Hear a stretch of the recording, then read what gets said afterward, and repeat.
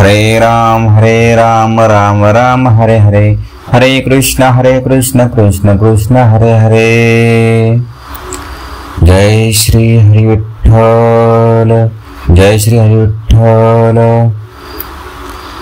श्री विठुराया द्वारका सोडून दिंडीर वनामध्ये पंढरपूर या क्षेत्री नेमका कसा आला,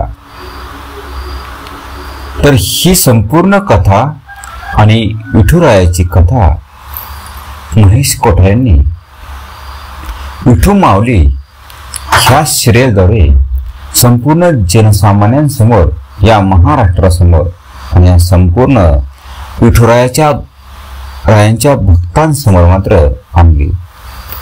त्यामुळं ह्या कोठारे दिग्दर्शकांचं अभिनंदन करावं तेवढंच कमी, कारण श्री विठ्ठलाच्या चरणी नतमस्तक होण्यासाठी आखाडी आणि कार्तिकवारी आणि असंख्य भक्तगण देखील वर्षभरामध्ये असंख्य भक्तगण पंढरपूर क्षेत्री जातात त्या विठुरायाच्या चरणी नतमस्तक होण्यासाठी।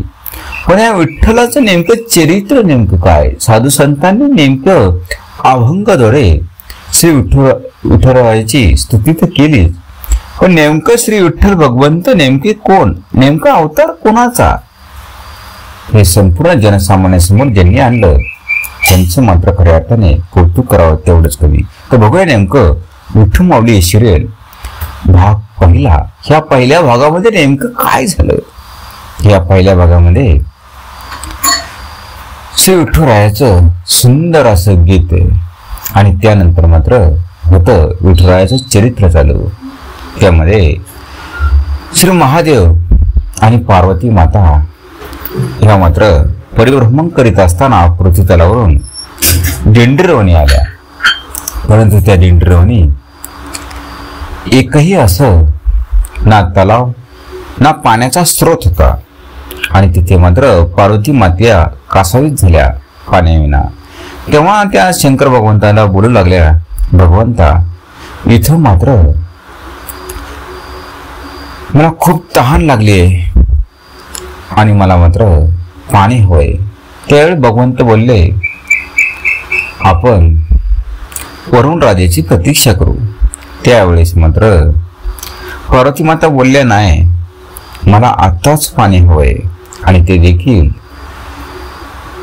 मी देवी असताना देखील मला एवढा त्रास होतोय, तर इथल्या लोकांना कशा प्रकारचा त्रास होत असेल, पशु असतील पक्षी असतील अन्य जीव असतील, त्यांनी कशा प्रकारे प्रभू इथं राहायचं। आणि त्याच वेळेस मात्र शंकर भगवंत बोलले, तर कायमस्वरूपी मात्र इथं मी एक जलस्रोत तयार करणार। आणि त्याच वेळेस मात्र भगवंतानी शंकर भगवंतानी एक झरा प्रवाहित केला आणि तीच मात्र खऱ्या अर्थाने जी भीमा नदी ज्या क्षेत्रातून मात्र सह्याद्री पर्वतातून वाहते, तीच मात्र ह्या पंढरपूर क्षेत्री मात्र आणली आणि तीच पुढे तिथं मात्र चंद्रभागा म्हणून विख्यात झाली। आणि मग मात्र चंद्रभागा तिथं मात्र भगवंतापुढं प्रस्तुत झाली आणि युगे मात्र मी तुमच्या भक्तांचं पशु पक्षी असंख्य जीवांचं मात्र खऱ्या अर्थाने भरण पोषण करीन असं मात्र भगवंताला आणि माता पार्वतीला आश्वासन दिलं। आणि तिथून पुढे मात्र शंकर भगवंताला सांगितलं का इथेच मात्र मी भगवंताची प्रतीक्षा करेन। आणि शंकर भगवंत बोलले, तुझ्या ह्याच क्षेत्री मात्र श्री विठ्ठलाचा अवतार होईल आणि तू मात्र पावन होशील। म्हणून चंद्रभागा गुप्त झाली आणि युगे मात्र भक्तांची तहान मात्र भागू लागली। आणि मग नंतर मात्र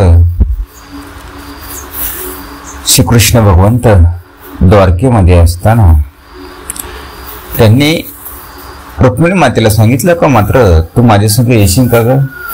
एक क्षेत्र आहे दिंडीरवनामध्ये, लोहदंड क्षेत्र, तिथं मात्र आपण नव्याने संसार थाटू.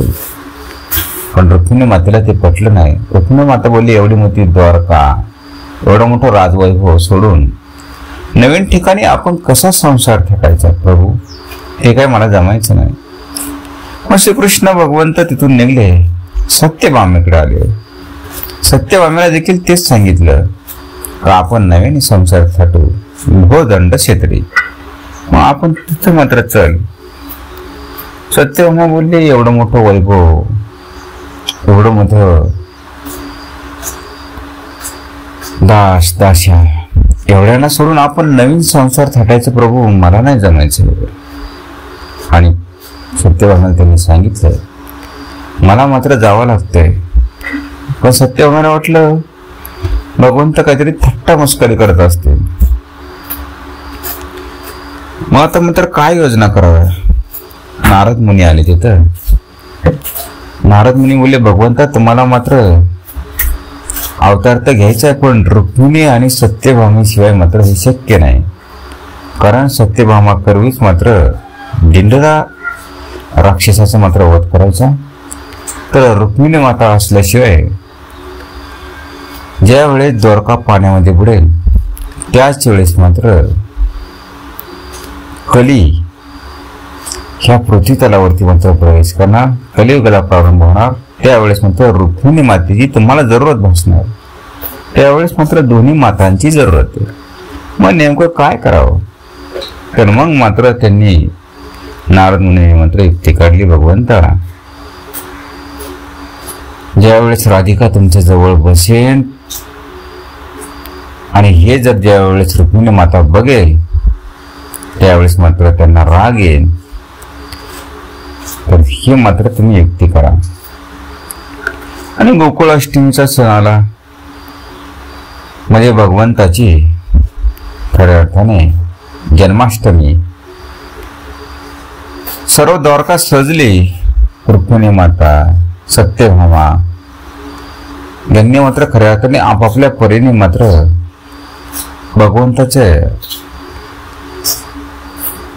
भगवंताला कशा पद्धतीने मात्र ओवाळायचं, काय काय भगवंताला अर्पण करायचे संपूर्ण योजना केली. आणि सर्व भगवंताचा दरबार सजवला आणि सर्व ताट भरून ज्यावेळेस रुक्मिणी माता निघल्या तर त्याच वेळेस मात्र सिंहासनावरती भगवान श्रीकृष्ण आणि राधिका माता मात्र एकाच आसनावरती बसल्या आणि तेच आसन मात्र रुक्मिणी मातांनी सजवलेलं होतं.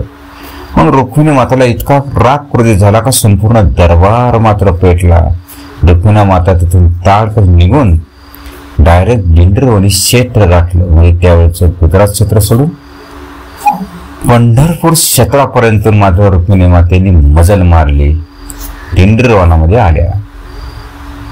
आणि तिकडं मात्र श्रीकृष्ण भगवंताला देखील मात्र रुक्मिणी मातेच्या पाठीमागे यावं लागलं. असा हा पहिल्या भागामध्ये मात्र हा संपूर्ण सविस्तर वृत्तांत मात्र आलेला आहे. खूप छान असा वृत्तांत मात्र पहिल्या भागामध्ये दाखवला गेला. जय श्री कृष्ण भगवंत, श्रीकृष्ण भगवंत, जय श्री विठ्ठल.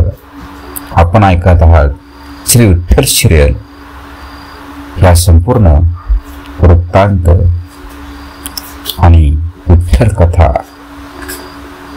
जय श्री हरी विठ्ठल, जय श्री हरी विठ्ठल.